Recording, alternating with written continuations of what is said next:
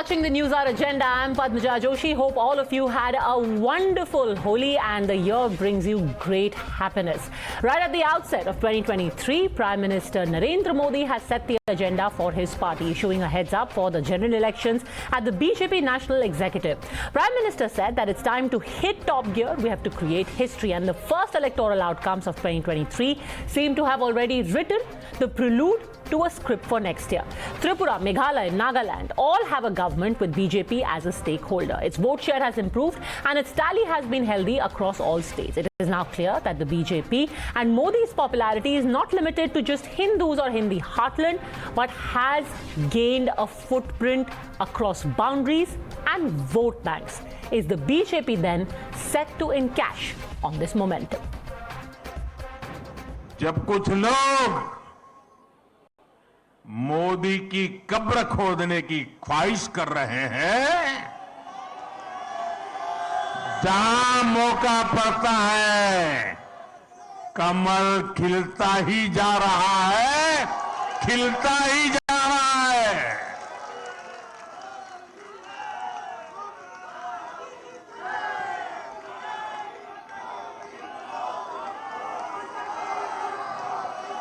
कुछ लोग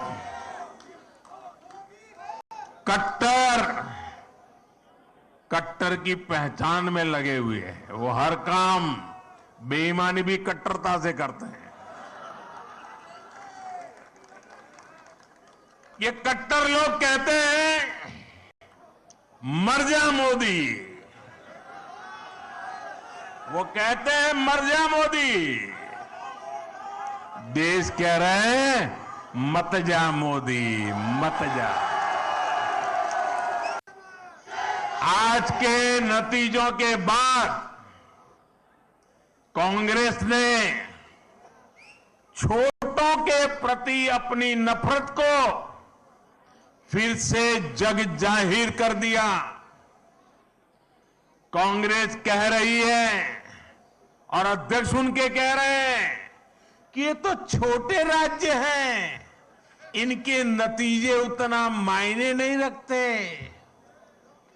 जब दिल में ही भारत को जोड़ने की भावना ना हो तो ऐसे बोल निकलते ही है।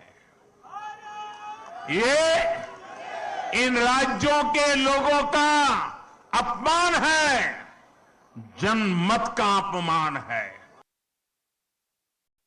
One thing that these results have shown is that it will be very difficult for the opposition to counter the unassailability of this Modi tsunami. Already fractured, the anti-BJP bloc is also battling a crisis of leadership. The Saffron Party works on its Lok Sabha blueprint. The main face of the opposition and perhaps the lead candidate for Prime Minister's post is busy in the UK, managing to secure only 8 out of 180 seats at stake in the latest electoral battle. Instead of introspection, the Congress MP is more keen on talking about how India as a democracy is dead. In London, Congress leader told British parliamentarians that the idea that the BJP is unbeatable is only a narrative that is being created, just like the one that happened in 2004. You were watching the News Hour at 10. Agenda. Debate number 1 on Times Now. Super Prime Time.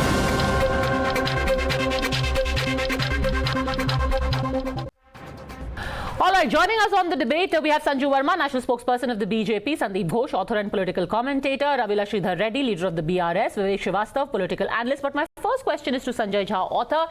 Today, largely among the two mainstream parties, there are two different styles of leadership that I have just spelled out. One, where you have Narendra Modi, who was in Tripura today and who basically is celebrating the rise of the BJP steadily in the northeast as well. And then you have Mr. Rahul Gandhi, who is in UK. Which vision do you think syncs with the vision that India wants for 2024? Sanjay Jha. Padmaja, I'm extremely confident that the vision of the founding fathers of India, which was laid down in our constitution, which is under threat under the Modi government, will survive through all the impediments, obstacles, and insurmountable challenges India faces. Just to give you a short response, the gentleman who is currently in the UK traveled 4,000 kilometers across India from Kanyakumari Srinagar at a time when the Prime Minister, the only rally he did was get into his heavily securitized motorcade and did a little chakkar of Connaught Place in Delhi. So let's not try and mix the issues up here. Rahul Gandhi, I think in his Bharat Joro Yatra has made a statement, a political statement, not just on behalf of the Congress party. I think he's spoken on behalf of an entire opposition that India's future is at stake. Everyone knows India's democracy is in danger. Everyone knows how the constitution is very vulnerable today. Okay. The way Padmaja sectarian hate has been spread in this country, that you even have Anthony Blinken, the US Secretary of State, who says India must worry about religious freedom. Okay. I'm not even getting into unemployment, inflation, the destruction of the economy, the death of institutions, and so on and so forth, because I think this program is wrong. Okay, so just before Sanju Verma responds to that, I want to ask you, Mr. Gandhi is saying all the institutions have been captured. He said, in fact, that the RSS has captured half of them, including the Election Commission. Then how does the Congress plan to win the 2024 election, even if all the people love you? 100% of all Indian population loves you, but the EC is captured by RSS. How will the Congress fight the elections then? Padmaja, a valid question. Again, a very short response. The very fact that the highest court in India, the Supreme Court of India, has to tell this government that you need to reconstitute the Election Commission is, I think, an absolutely scathing indictment of the way Mr. Modi's Which is funny that you mention it, because according to Mr. Gandhi, the Supreme Court is also subverted by this fascist Modi government. Then how is the Supreme Court doing a scathing indictment? Padmaja, I will tell you why he said that. Isn't it extraordinary that when we talk about the destruction of democracy under Mr. Modi, we have also had the unprecedented embarrassment of 4 judges of the Supreme Court who had to hold a press conference and say that India's democracy is in danger. It happened. Fair enough. But Mr. Jha, again, the vision given to us by Mr. Gandhi is that everything is dead and it will have to be revived. But if everything is dead, then all of the points that you just raised of the embarrassment to Modi government would not have happened. But answer this specific question, Sanju Verma, that before the Indian people is Rahul Gandhi of the 4,000 plus kilometers yatra and Mr. Modi of what Sanjay Jha says, a spin around Connaught Place. Sanju Verma. Padmaja, I will answer that pointed question, but I just wanted to tell you, you're looking beautiful today in that traditional attire, which I don't get to see you often in. And it's a genuine compliment, yeah. Okay, coming now to the, airtime, Padmaja, because please, Sanjay Jha, stop being so disgraceful. Okay, it's holy. Let's all please be nice to each other. Thank you for the compliment. Let's all compliment each other and be nice. Okay. One at a time, please. Please, Sanju Verma and gentlemen. The sky is. Oh my God, Padmaja, you have to moderate. Okay, straight off the bat, we cannot do this. Sanju Verma, finish your point. 2 visions. Thank Yes. you. Yes. Sanjay Jha, please hold your horses. You've had your say. Now, please keep quiet. Don't start blabbering. Thank you. First and foremost, Padmaja, let's be very, very clear. Rahul Gandhi today represents an electorally debilitated and electorally vanquished party. A party which is down to 52 seats in Lok Sabha. In the last 8.5 years, 54 large and small elections have been held in India, and Rahul Gandhi has the unique distinction of spearheading his party into losses in 50 of these 54 elections. In Gujarat, it's an all-time low at just 1717 seats. You've been wiped out in Northeast. 15 years back in Nagaland, Congress had 23 seats and more than a 27% vote share. They're down to 0 seats in Nagaland with a 3.5% vote share. 10 years back, they had 8 seats in Tripura. They're down to just 8.5% vote share with 3 seats in Tripura. BJP or its allies today are in power or are going to be in power in the entire 8 states of Northeast. And that should tell you something about where Rahul Gandhi is headed. But I'll just finish by saying one very important thing. Each time Rahul Gandhi's name crops up, I hear people saying, "Arey, wo to din mein 25 kilometer chale the Bharat Jodo Yatra ke dauran. Arey, he walked 30 kilometers."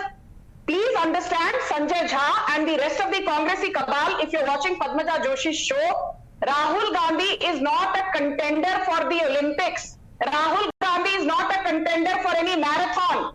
Rahul Gandhi is not a contender for any talkathon.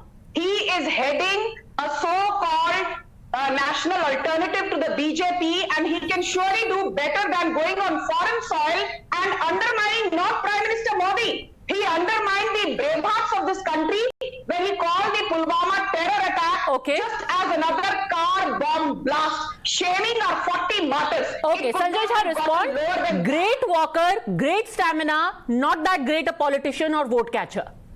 And ultimately, that is what you need for an election.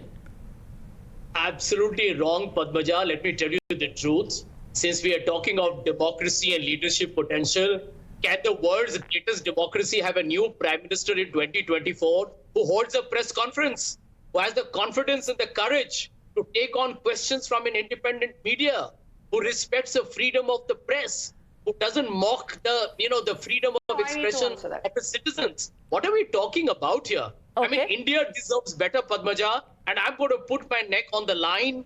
I have a feeling there is an undercurrent of change. People are seeing what's happening with the Adani Group meltdown. Corruption is out in the open.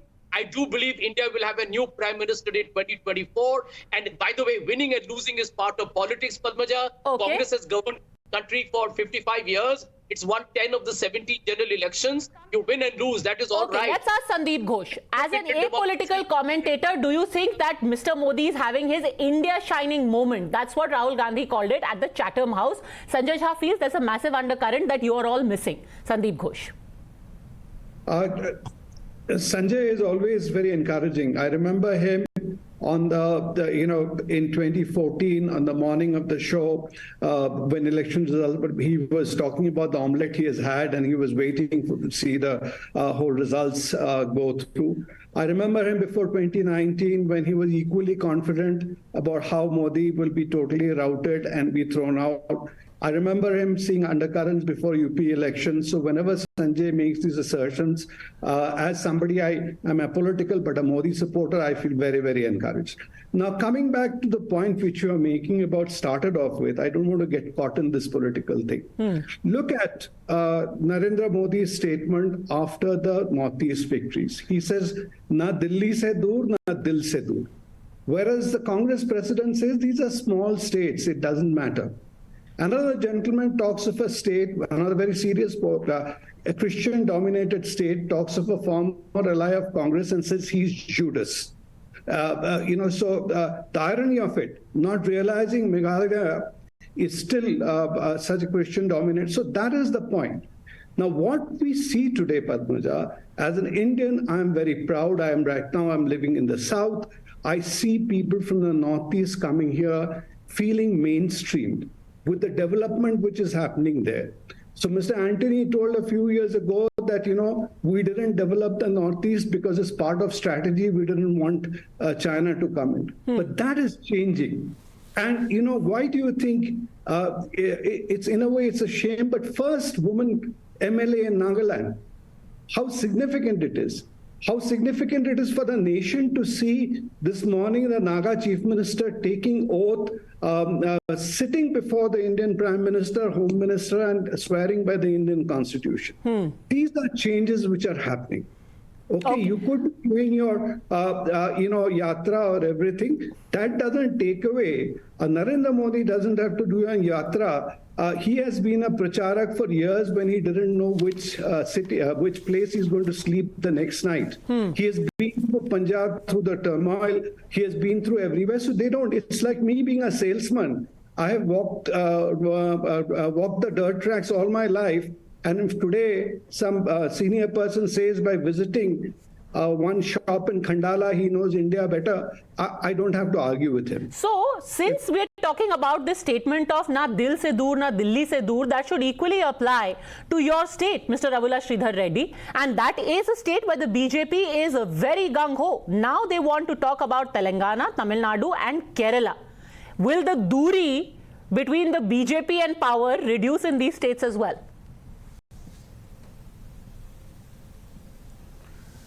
Narendra Modi or Amit Shah or total number of BJP leaders who are, frequenting to Telangana can never get into the dil of Telangana people, because here we have only leader, one and only leader in the dils of all our Telangana people, is Shri KCR. Neither your shortcuts, nor your cases, nor your ED, CBI, IT friends cannot scare us.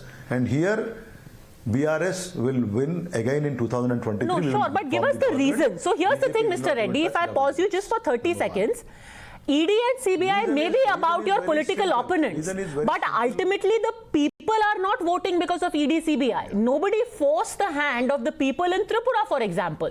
Yet the BJP won there. That is what I'm trying to tell you. Padmaja, Telangana BJP has only 3 MLA seats, that too 2 in by-election, only 4 parliament seats. Why I'm saying ED, CBI and IT, when they cannot win you on ground, they will go through the route of these 3 probe agencies. But sir, the same thing was said about the BJP in Tripura as well. In Tripura, they had no MLAs. In West Bengal, they had hardly any MLAs. And yet, they are the principal opposition in Bengal. And in Tripura, they are in government. In Nagaland, they have alliance governments. I'll come to that. My point is, today, Mr. Modi is making the BJP acceptable in places where they didn't even have a footprint. Who's to say it can't be Telangana next? In 2018, Padmaja, can you allow me to speak without interruption for 1 minute? In Telangana, in 2018, BJP, Mr. Modi, toured Telangana for 6 times. Amit Shah 12 times. The campaign I'm talking about. 8 chief ministers of different states. They could get only 1 assembly seat. Telangana is a different state. They cannot even get double digit, I'm telling you. If they retain the existing seats, it's a big task for them. Okay. Coming back to the, these 3 states in the northeast, BJP is struggling hard to paint. It's a great victory. I'm really surprised. The fact is, the numbers in Tripura has decreased. The vote share in Tripura has decreased. Meghalaya, you have only 2 seats, which were there 2 in 2018 also. And Nagaland, again, you have retained your 12 seats. Your other partner increased from 18 to 25. So if Modi's image would have gone up, increased, the numbers would have gone up, right? Okay. It is the only Sanju Verma, BJP government is only in Tripura. More hype. You are a minor partner. If Modi's performance or love towards Northeast has actually increased, the people, the dil of this cannot be a monologue by the TRS guy. More number. Okay, you haven't really won too many dils. It's more your allies. Sanju Verma. To paint a different picture. May I please now? Okay, respond please. Yes. Thank you. Yes, I listened to his rather long monologue. Please give me some time to respond. Thank you. Padmaja, let's be very clear that today, barring the BJP, we do not have any national alternative to Prime Minister Modi in terms of popularity, in terms of his connect at the ground level with not only the BJP Karyakartas but across the length and breadth of this country. Tell me honestly, does the TRS or BRS, changing your name from TRS to BRS does not make you a national party? Does the TRS or BRS have any national presence outside Telangana? No. Does Mamata Banerjee have any presence outside Bengal? No. Does Arvind Kejriwal have any presence outside Delhi and Punjab? No.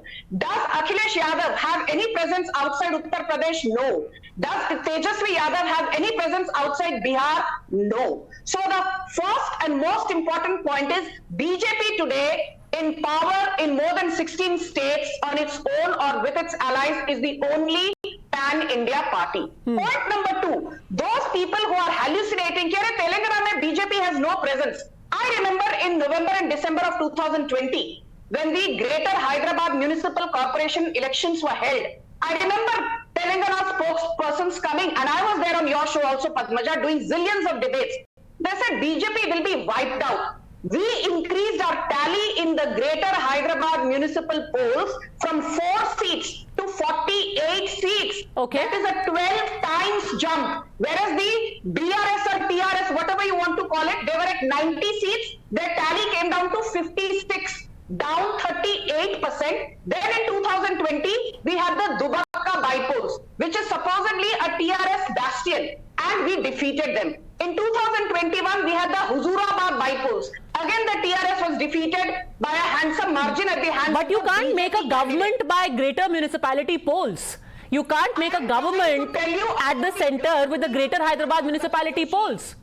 I'm telling you, Padmaja, about the ground the BJP has covered in Telangana. Okay, Mr. Reddy, maybe it is baby steps, but at least acceptability is increasing. That's the point she's making. Yes. Padmaja, one minute. I want to answer this. In Dubbaka and Huzurabad bypolls, there were the candidates. In the recent bypoll which was held in Munugodu, they bought a Congress sitting MLA for 18,000 crores contract. Okay. And he failed. Nadda ji has come, many nationalists have come. They lost the bypoll. The people of Telangana are very, very clear. Okay, I don't want to get into this wrangling over minutiae. Sandeep Ghosh, is it a bit of an overstatement to say that Mr. Modi's acceptability is increasing in regions where one would have not thought possible? Is it an overstatement? Because like Mr. Reddy pointed out, their seats have actually gone down in Tripura, and in the rest of the states, well, it's the allies who have done better. See, the states, Padmaja, the number of seats are different arithmetic. When you see the popularity ratings of Mr. Modi, whether by what the media is conducting in India or what the world studies are showing, it is unquestionably it is rising. Whether we agree or not, whether some of us admire him or not, but that's a fact. And there are various reasons which are going in his favor. I don't hold any brief for Mr. Modi or BJP, but I am happy for the fact whether the number of seats have gone up or not, that the Indian Prime Minister has visited the Northeast 50 times in the last so many years. I think that's huge for the state. It doesn't matter if Mr. Modi is now coming back or not coming back, but Northeast has come into the mind space. They have got off the mainland. And that is how we should go. I'm perfectly fine if Mr. KCR or BRS goes and wins Northeast tomorrow. But if they are feeling integrated into the country, it's fantastic. See the number of Northeastern restaurants today you have in Delhi. And you have one in Chennai too.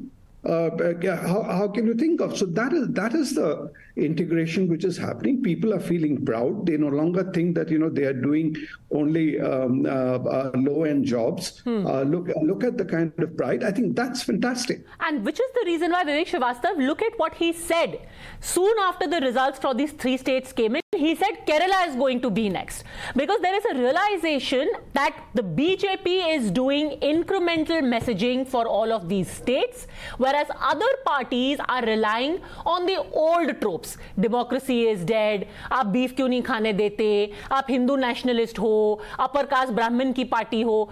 People have moved beyond that clearly. There is absolutely, I'll agree with you that yes, the BJP has more seats at the moment, whether it is the Lok Sabha or even if it is the number of states.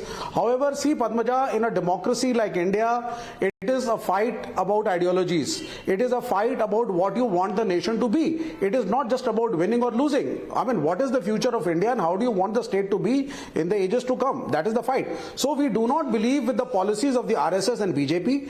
We feel they are detrimental for the country in the long run.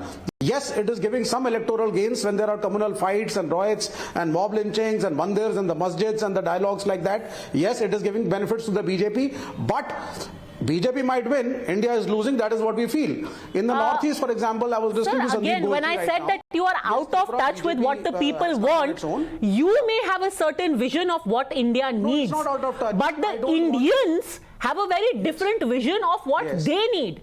And they are saying, we don't need you. Okay. See, I'll tell you about this, Padmaja. There was a time, if you read Govalkar, there are people from BJP sitting over here. He advocated socialism. And today, and when in 1991, Dr. Manmohan Singh, got his policy of liberalization and globalization and privatization, the left was against him. The BJP was also against him, and the BJP floated a Swadeshi Jagran Manch and said that no foreign investments and no foreign direct investments. Today, if you see the BJP post 2014, it is 100% FDI. It is hobnobbing with the businessmen. Swadeshi socialism has gone to the dogs. It is the Adanis. It is the Ambanis. It is the however.